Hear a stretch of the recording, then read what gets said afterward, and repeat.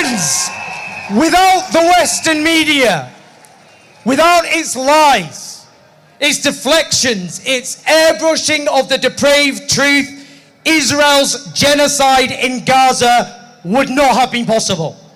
For no crime in history, no crime, has been so confessed to by its perpetrators so unapologetically, so shamelessly, so proudly. From the very start, Israel's leaders, they declared that Gaza's civilians were human animals, that an entire nation out there was responsible. As the president of Israel declared, the essentials of life would be cut off, that Gaza would be reduced to a city of tents. They made clear over and over again they were going to wipe Gaza from the face of the earth and wage war against its people. There was no better predictor of what Israel would do to the Palestinian people than what they told the world they would do over and over and over again. And yet, with courageous exceptions, the Western media conspired to suppress Israel's genocidal intent while smearing the few with a platform who spoke out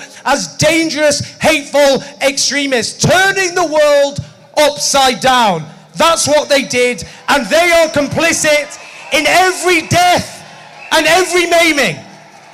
They did not even try to pretend that they believed Palestinian life had even the smallest fraction of the worth of an Israeli life or a Western life. They deferred to Israeli lies. They airbrushed atrocities. They stripped away all context and started the clock on the 7th of October. They erased Palestinian voices systematically. They muddied the waters. They made false equivalencies. We could go on. Again, we must say it loudly. Without the Western media, this genocide would never have been possible. And look at what they normalized.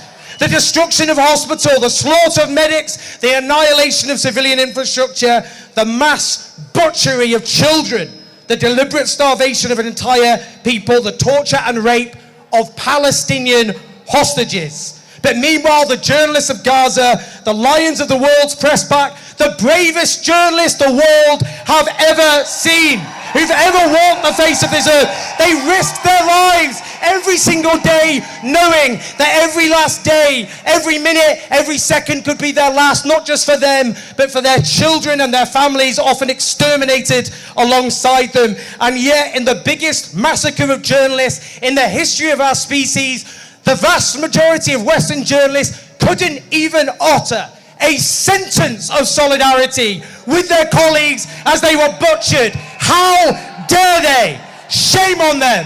Shame on them forever. And just finally, we must hold all of the guilty men and women to account.